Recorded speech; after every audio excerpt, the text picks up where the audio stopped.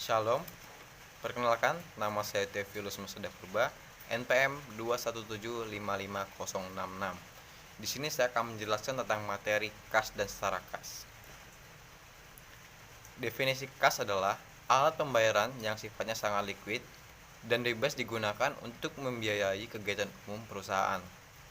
Dan alat pembayaran yang dapat digunakan segera seperti uang kertas, uang logam, dan saldo rekening giro di bank, di mana uang ini secara langsung dapat dicairkan kapan saja, setiap waktu, tanpa mengurangi nilai simpanan tersebut.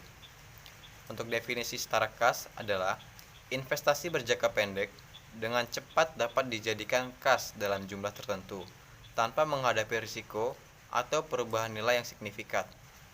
Contohnya, investasi segera jatuh tempo kurang dari 3 bulan. Yang kedua, saham tidak termasuk kecuali preference yang jatuh temponya telah ditentukan. 3. Cerukan. Untuk definisi cerukan sendiri adalah cerukan atau biasa disebut dengan bank overdraft adalah perpanjangan kredit dari bank yang diberikan ketika saldo rekening mencapai 0. Jadi, cerukan termasuk dalam kas dan setara kas.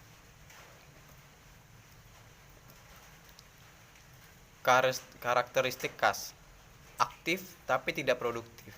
Untuk memperoleh rentabilitas kas, tidak boleh dibiarkan menganggur atau idle cash.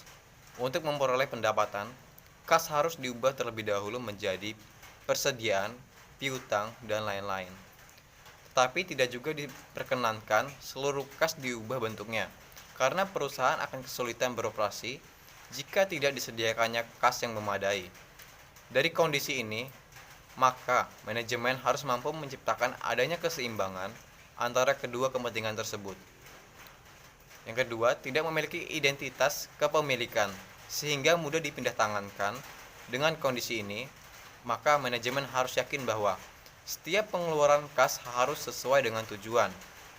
Kedua, semua uang yang seharusnya diterima benar-benar diterima. Ketiga, tidak ada penyalahgunaan terhadap uang milik perusahaan. Pengendalian kas. Uang kas ini sangat mudah dipindah tangankan dan mungkin tidak dapat dibuktikan, sehingga pengendalian kas yang ketat sangatlah penting, terutama sekali pengendalian internalnya. Bentuk-bentuk prosedur pengendaliannya ada dua, yaitu penerimaan kas dan pengeluaran kas. Pengendalian dan penerimaan kas. Yang pertama, harus ditunjukkan dengan jelas fungsi dan dalam penerimaan kas, dan setiap penerimaan kas dan setiap kas harus segera dicatat dan disetorkan di bank.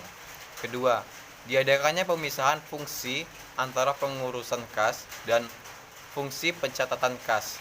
Ketiga, diadakannya pengawasan yang ketat terhadap fungsi penerimaan dan pencatatan kas.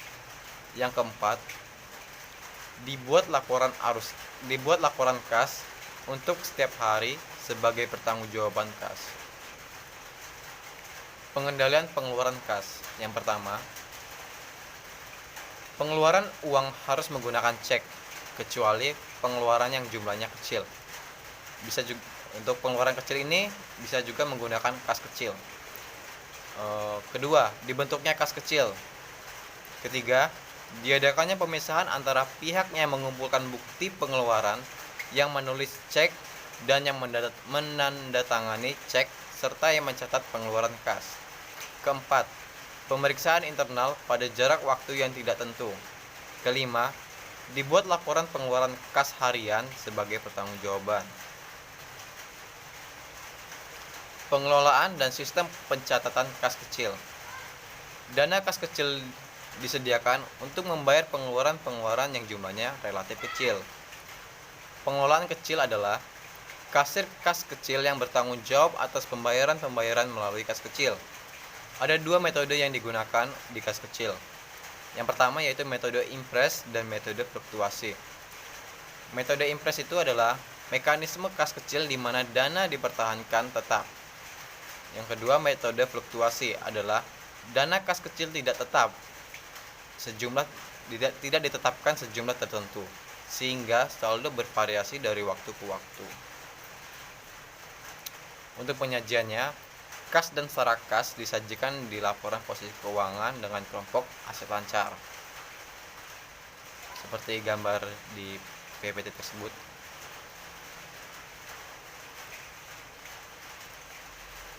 Yang terakhir adalah rekonsiliasi bank, di mana setiap hari transaksi dicatat, sedangkan uang yang diterima atau dikeluarkan selalu melalui bank, kecuali jumlah yang kecil perlu merekomendasikan bank. Rekonsiliasi ini sangat bermanfaat untuk mengecek ketelitian pencatatan akun kas dan catatan bank, serta mengetahui penerimaan atau pengeluaran yang telah terjadi di bank, tetapi belum tercatat oleh perusahaan. Akibat yang ditimbulkannya adalah perbedaan antara saldo menurut catatan kas dan saldo menurut laporan bank. Mungkin itu saja yang bisa saya sampaikan. Saya ucapkan terima kasih.